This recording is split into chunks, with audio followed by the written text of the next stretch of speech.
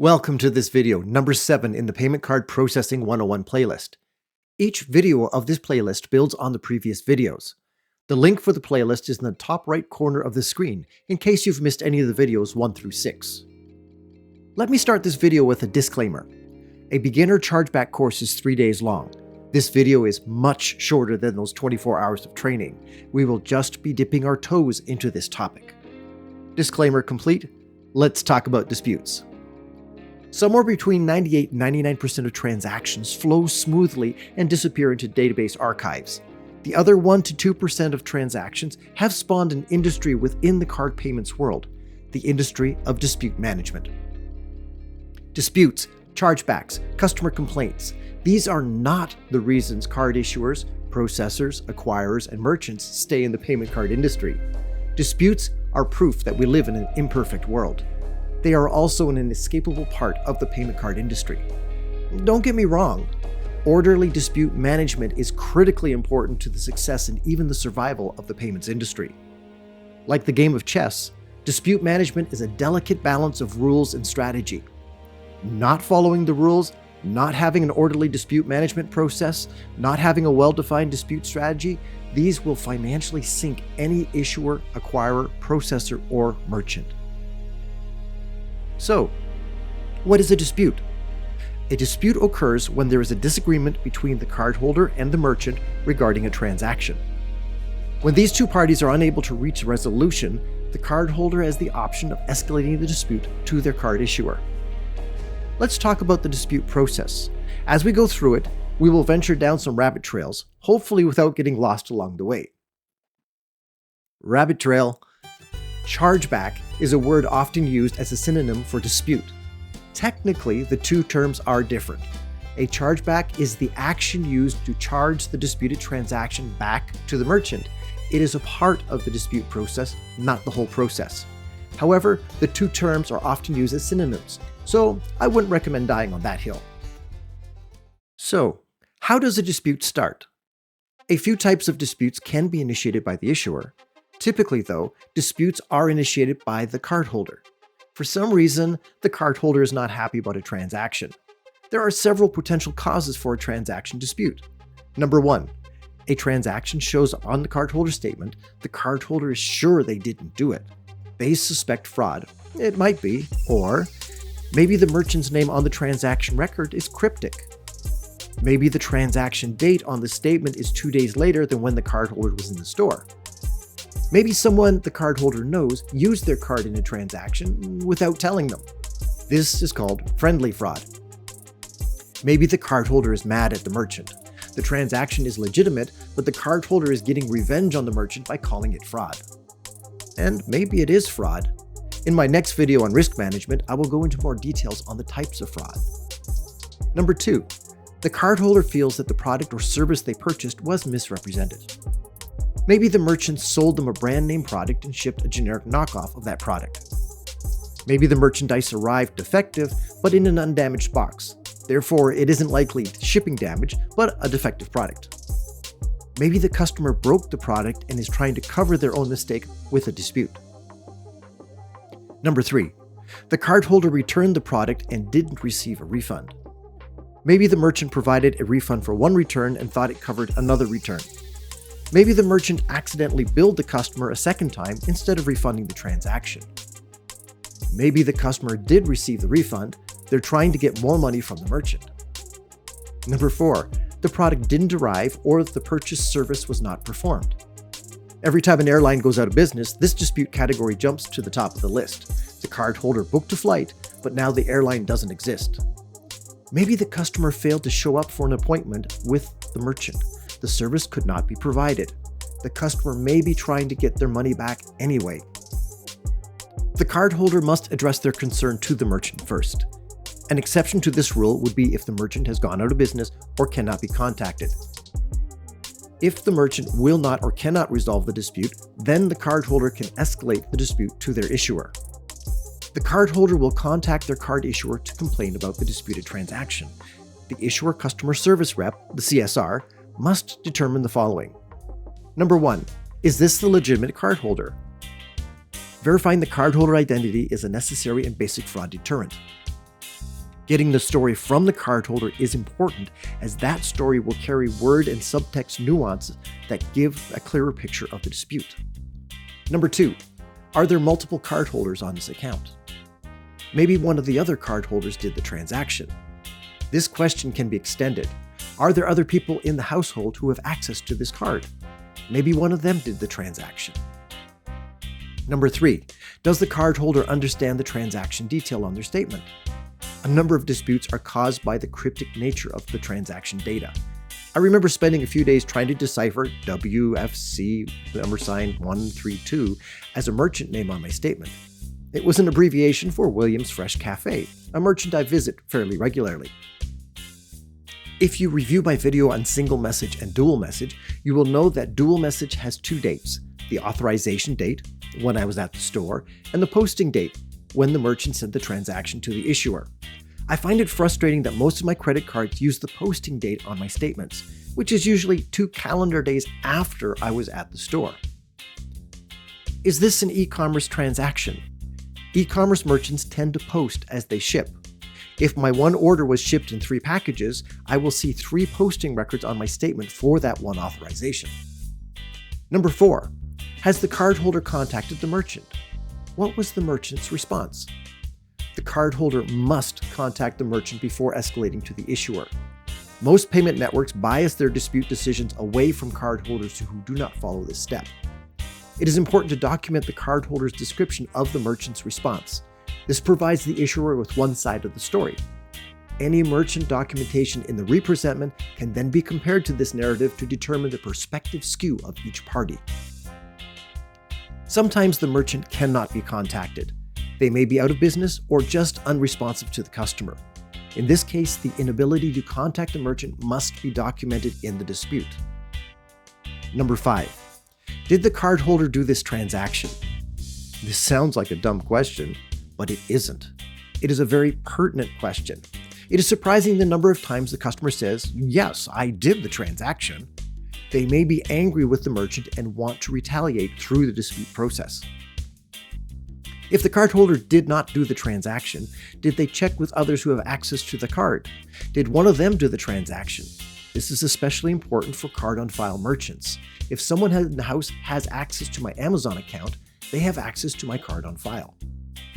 Number 6, what is the cardholder's concern with the transaction? It is important not to jump to conclusions in interactions with the cardholders.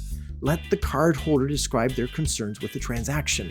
After the call, do the work of matching the cardholder description to a chargeback reason code. Ask questions that bring out more details from the cardholder. The more details captured at the beginning of the interaction, the better the dispute will be handled.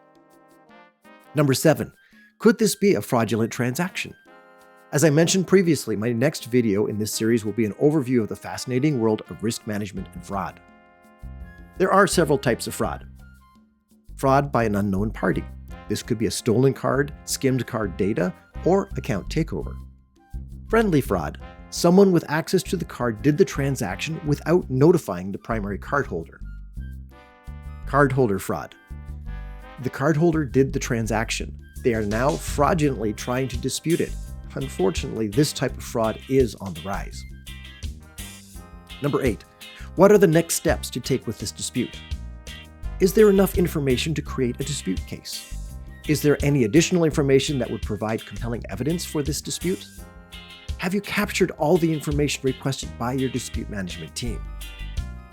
Once the CSR determines there is a legitimate dispute on this transaction, they must document the transaction and the specific dispute.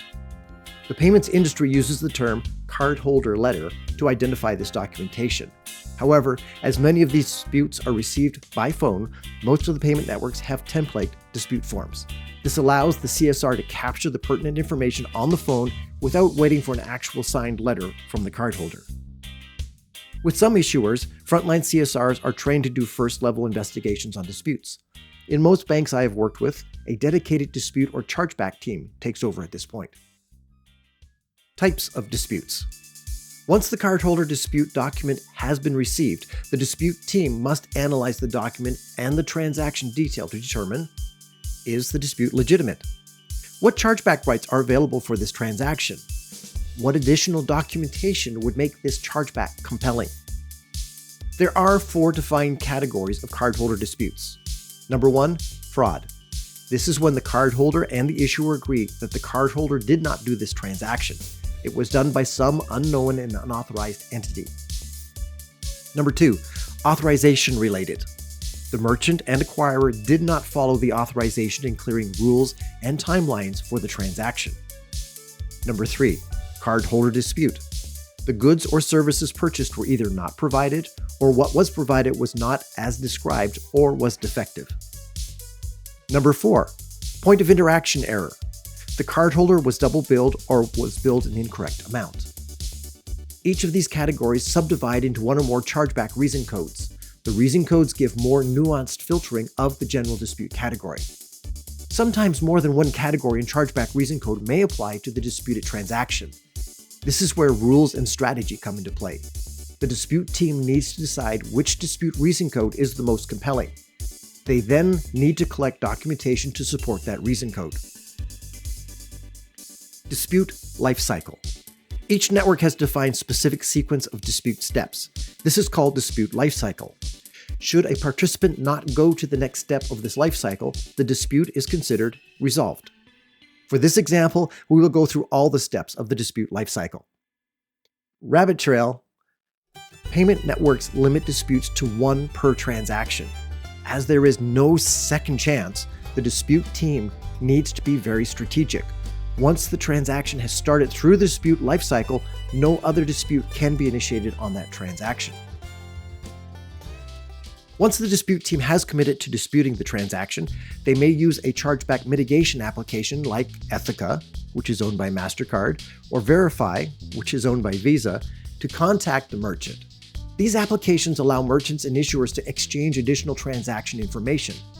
Often, this can result in the merchant providing more transaction information that invalidates the cardholder's dispute assertion, or the merchant deciding to refund the money to the cardholder without going through the full dispute lifecycle. In our example, the issuer chooses not to use the chargeback mitigation application. The issuer dispute team uses the network's dispute platform to submit the transaction dispute. This step is called the first chargeback. It is called the first chargeback because the network dispute platform will charge the transaction back to the acquirer and return the cardholder money to the issuer. Rabbit trail. In MasterCard and Visa, if the issuer did not use the network's chargeback mitigation application, the network will provide the merchant an opportunity to refund the disputed transaction before processing the first chargeback. In the case of MasterCard, the merchant has 72 hours to respond. Once the acquirer receives the chargeback, they will work with the merchant to research the transaction and the specific chargeback reason code used in the first chargeback. If they cannot find compelling evidence to refute the first chargeback, they stop, and the dispute is considered resolved. The issuer has already received the cardholder money spent on the disputed transaction.